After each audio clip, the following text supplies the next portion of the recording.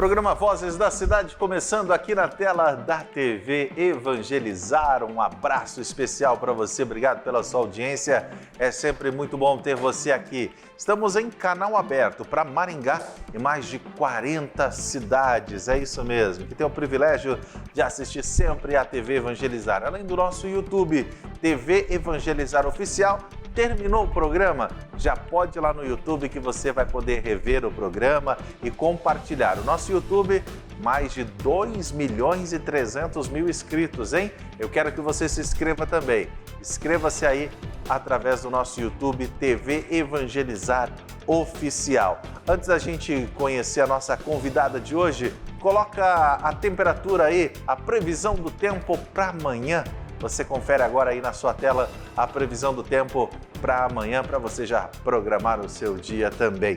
Eu estou recebendo aqui a advogada, a doutora Letícia Fioroto Moreno, ela que veio falar sobre o Junho Violeta. Seja bem-vinda, Letícia. Pode chegar aqui, por gentileza, para sentar aqui na nossa poltrona. Como vai? Olá, tudo bem? Olá, tudo bem? Boa tarde, seja muito bem-vinda. Ela que veio aqui para a gente fechar este mês de junho, fazendo uma importante reflexão. Junho Violeta, é isso, Letícia? Boa tarde. Boa tarde, pessoal de casa. É isso mesmo, Junho Violeta. Essa é uma campanha que teve a iniciativa aqui em Maringá pela OAB, né? Mas é uma campanha da ONU, que é um mês de combate contra a violência para a pessoa idosa. Então, o que a gente trabalha nesse mês? A gente tenta divulgar o máximo possível. O combate à violência contra a pessoa idosa, no sentido de não só a violência física, mas a violência patrimonial, violência emocional, principalmente também a omissão. Né? A gente fala muito em violência e quando a gente toca nesse assunto, as pessoas falam assim: ai, mas aqui em casa não acontece, Letícia. Ninguém nunca levantou a mão para o idoso. Mas deixa o idoso o dia inteiro de fralda, sem trocar, por quê? Não, é muito difícil levar até o banheiro. Faz na fralda e quando eu tiver um tempo eu troco.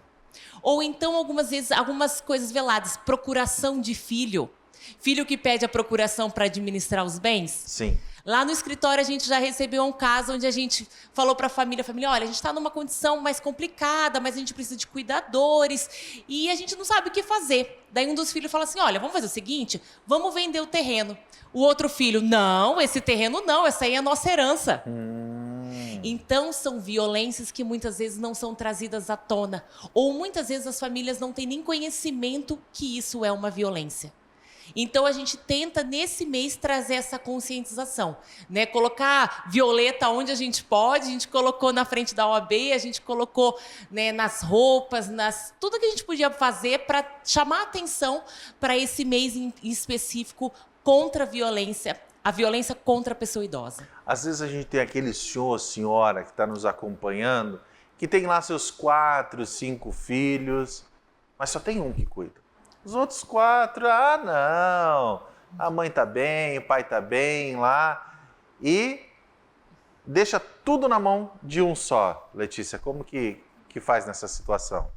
Nessa situação, a responsabilidade é de todos, proporcional à capacidade que cada um consegue contribuir. Quem não pode contribuir com dinheiro, vai fazer o trabalho, vai ajudar, mas a responsabilidade é de todos. E essa responsabilidade é uma responsabilidade que está na lei. Da mesma forma que pai e mãe têm que pagar a pensão alimentícia para o filho, os filhos também têm o dever de sustento com os pais. E o que acontece é, os filhos ainda estão em situação, muitas vezes, de trabalho, né? Então, muitas vezes não tem condição de ajudar, mas o que puder fazer tem que ser feito, porque a responsabilidade inicial é da família. Ou, normalmente, coisas que a gente enfrenta também, a família que tem condições, mas tem alguém que está utilizando. Então, é o idoso que cede a casa dele para a família morar e ele fica excluído num quarto. O idoso que perde os direitos sobre os bens dele porque os filhos se fazem de vítima e estão utilizando essa condição. E idosos atualmente que vivem com um salário mínimo da aposentadoria e está bancando filhos, netos e tudo isso. Acaba sendo uma violência também.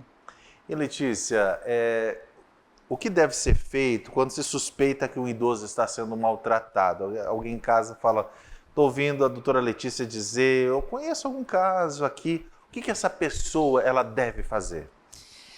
Primeiramente, é ter conhecimento sobre o que está havendo. Por quê? Nós temos casos de doenças onde o idoso ele fica agressivo, onde o idoso tem recomendação médica de medicação e a medicação leva um tempo para fazer efeito. Então você escuta ele berrar, você escuta ele xingar, você escuta ele falar que está sofrendo maus tratos. Então, assim, primeiro precisa avaliar, acompanhe, visite. Verifique o corpo do idoso, verifica se tem marcas nele, vai verificando. Constatou que realmente, olha, eu estou escutando que está um pouco em excesso, eu estou em dúvida, eu realmente escutei a filha fazendo, o filho fazendo, escutei uma conversa, nós temos o Disque 100. Né, o disque de denúncia vai ser anônimo e daí vai ser feita uma investigação para saber o que está acontecendo. Porque a gente fala assim que muitas vezes as pessoas criticam, julgam as famílias que têm os idosos, julgam os idosos, mas sem saber exatamente o que é que está acontecendo. E como a gente fala aqui, muitas coisas são veladas, né? A gente fala assim, tirar o direito do idoso de fazer algumas coisas. Então, chegou numa certa idade, o que a família faz? Não, meu pai não pode mais dirigir, meu pai não pode mais administrar a empresa, meu pai não pode fazer mais nada. Quem disse? Terceira idade é só mais uma idade. Ela automaticamente não te inibe de fazer as coisas, não te proíbe. Mas o que falta? Comunicação. O idoso ele tem vergonha de conversar com a família sobre as dificuldades que ele está passando. Então, ele não conta. Então, se ele cai, ele não conta. Se ele faz alguma coisa, se ele caiu num golpe, ele não conta, porque ele tem medo de julgarem que ele está incapacitado, que ele não tem mais capacidade para isso.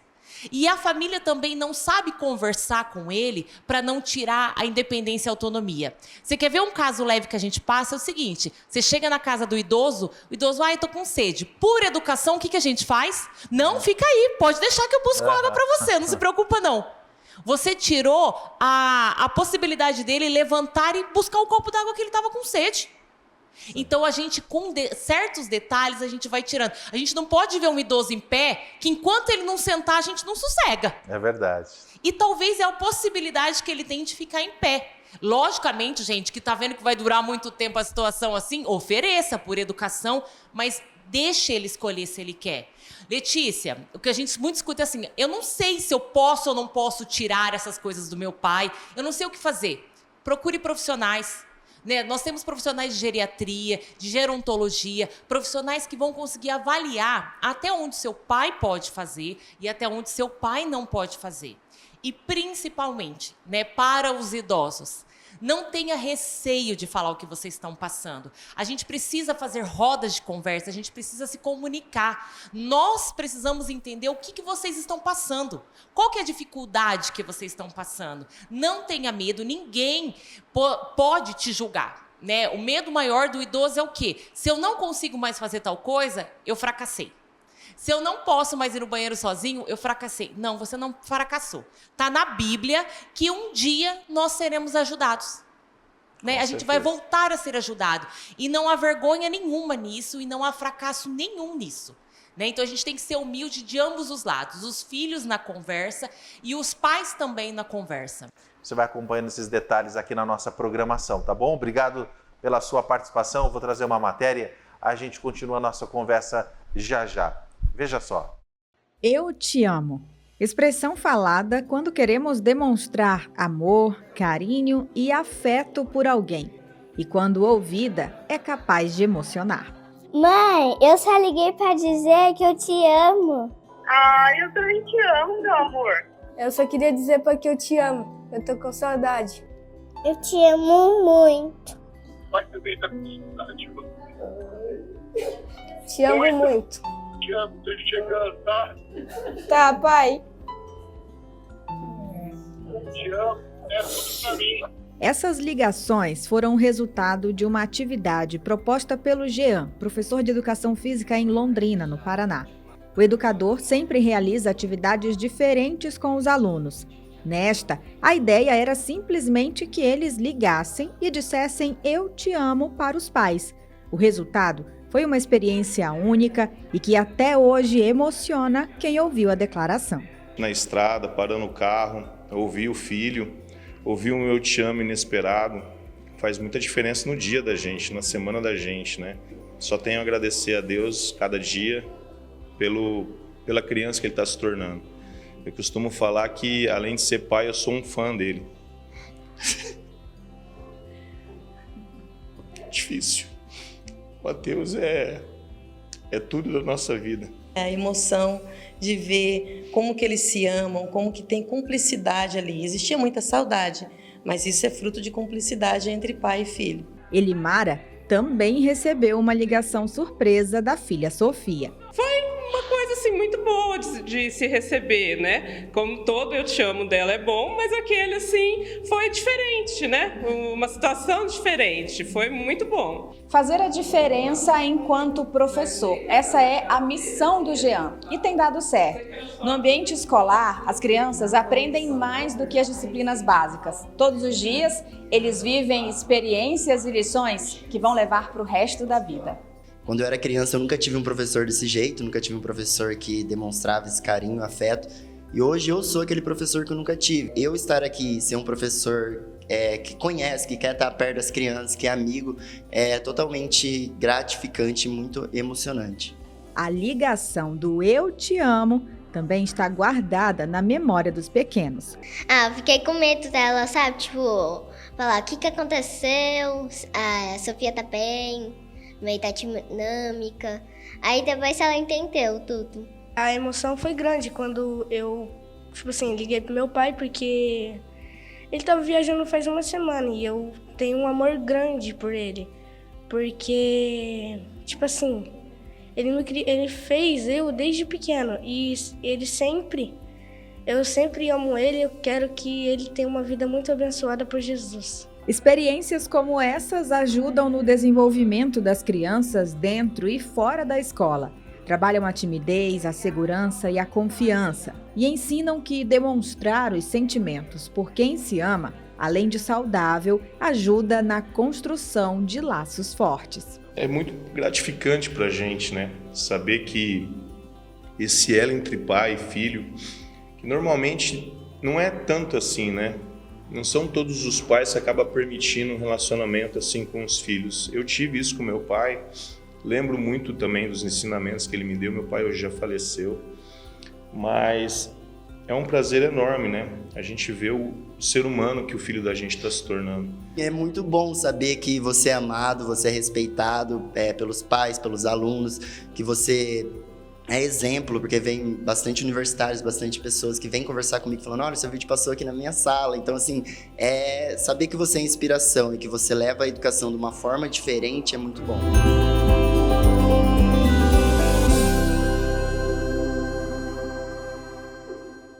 Eu vou para um rápido intervalo, você continua aqui comigo, Vozes da Cidade, aqui na TV Evangelizar, hoje recebendo a advogada Letícia Fioroto Moreno, falando sobre o Junho Violeta. É rapidinho intervalo, eu volto já.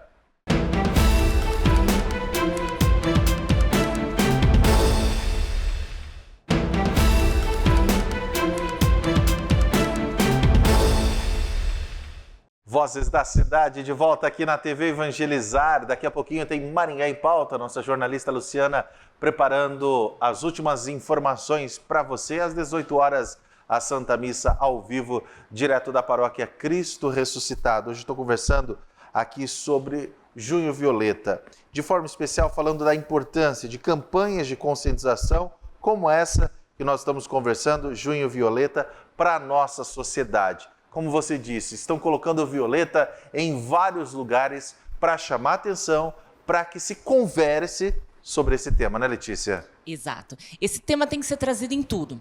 Na rede pública, principalmente, no atendimento para o idoso, né? Quantas vezes a gente chega numa consulta, chega o filho idoso, o médico vira para o filho e fala, o que ele tem? Como assim, o que ele tem? Ele está aí na tua frente. É perguntar para ele o que ele tem. Né? Então, assim, a gente precisa trazer essas conversas para que as pessoas consigam entender que pequenas coisas você tira e desrespeita o idoso. Né? Quando a gente não respeita... Quantas vezes a gente está na fila do mercado, se entra um idoso na nossa fila, a gente fala, poxa vida, não tem uma fila destinada para ele? O que está fazendo aqui na minha fila? Por que não vai? É um direito dele ir na fila dele, mas ele também pode ir na outra fila. Talvez ele não está com tanta pressa. Então, assim, são detalhes que a gente vai tirando e desrespeitando o idoso. Então, a gente precisa falar, trazer à tona, exigir do serviço público também uma postura de atendimento para o idoso. Quantos idosos não querem ser atendidos por médico porque eles falam que se sentem desrespeitados? Eles não querem ir fazer as coisas porque o pessoal do comércio não respeita ele, o pessoal na rua não respeita ele, a chance de golpe é muito grande. A gente fala que fica muito feliz com a questão do celular, quando a gente vê idoso. Só que eu tenho casos que o celular teve que ser tirado dele porque ligavam dando golpe. E ele ficava passando mal, já teve que ser levado para o hospital. Por quê? Porque desesperou com um golpe. Então, assim, são desrespeitos, são afrontas, são violências que a gente tem que falar, que a gente tem que trabalhar e que a gente tem que denunciar. O canal mais próximo seria o Disque 100? Isso. Nós temos também a nossa promotoria aqui, né? Pode ligar também para a promotoria para fazer a denúncia, mas o Disque 100 é o número mais fácil que a gente tem para gravar. Né? Então, ano passado a gente teve 1.275 denúncias. Até hoje, a gente já superou as denúncias do ano passado. Logicamente que a gente sabe que uma denúncia do idoso é muito complicada. Por quê? Porque normalmente quem está fazendo a violência contra ele é um familiar. Né? Então é dentro da casa dele. Então você denunciar um filho, você denunciar um irmão, é você denunciar principalmente alguém que você achou que deveria ter criado melhor. E hoje os idosos carregam muito essa culpa, né? Ai, se o meu filho está fazendo isso, foi porque eu não soube criar. Foi porque faltou dar uns tapinha, faltou alguma coisa. E compreenda. Até os 18 anos, a responsabilidade realmente é dos pais. Mas depois disso, a escolha é do filho. Se o seu filho opta em cometer essa violência, a responsabilidade é dele e não é sua. Então, os idosos precisam compreender que denunciar o filho não é denunciar algo que eles fizeram de errado. Eles criaram o bem e fizeram o que eles poderiam fazer com o que eles tinham. Mas o filho optou por esse caminho. Veja só essa matéria.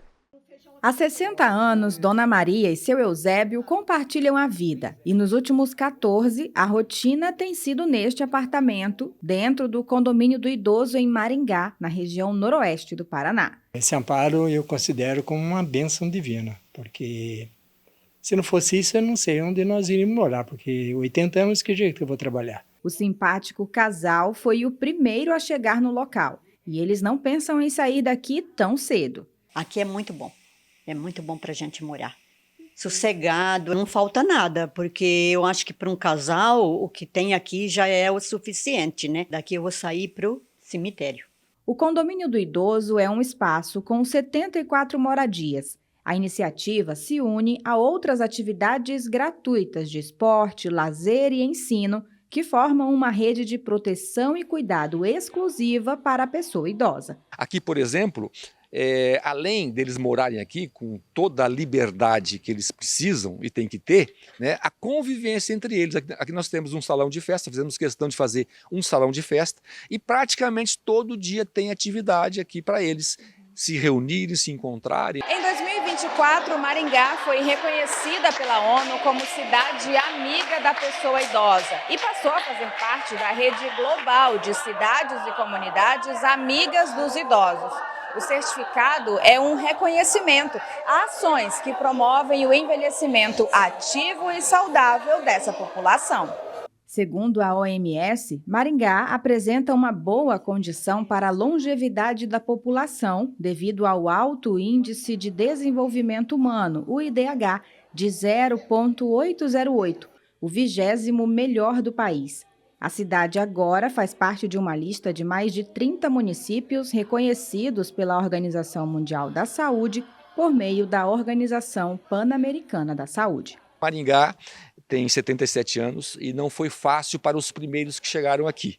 Esses primeiros que chegaram aqui hoje são os nossos idosos e merecem o nosso respeito, né? A nossa, enfim, valorização. Nossa ideia é cada vez mais ampliar esses serviços, essas atividades. Eu conversei com a advogada Letícia, esteve aqui com a gente falando sobre o Junho Violeta, um tema que com certeza, não somente agora no mês de junho, mas que a gente faz questão de repercutir ao longo do ano, trazendo mais informações e a nossa defesa sempre aos nossos idosos. Obrigado pela participação, parabéns pelo trabalho. Eu que agradeço. Não deixem de denunciar e não deixem de exigir do poder público iniciativas, campanhas, respeito. Nós iremos trazer a delegacia da pessoa idosa aqui para Maringá e ela precisa ser uma delegacia especializada. Então vamos atrás disso, principalmente agora que a gente está na época de eleição. Veja candidatos também que estão apoiando a causa e que realmente estão fazendo a diferença. E eu que agradeço a oportunidade. Conto sempre com a TV Evangelizar, programa Vozes da Cidade, terminando. Obrigado pelo seu carinho. Vem aí o Maringá em Pauta e na sequência a Santa Missa. Fiquem todos na paz. Tchau, tchau.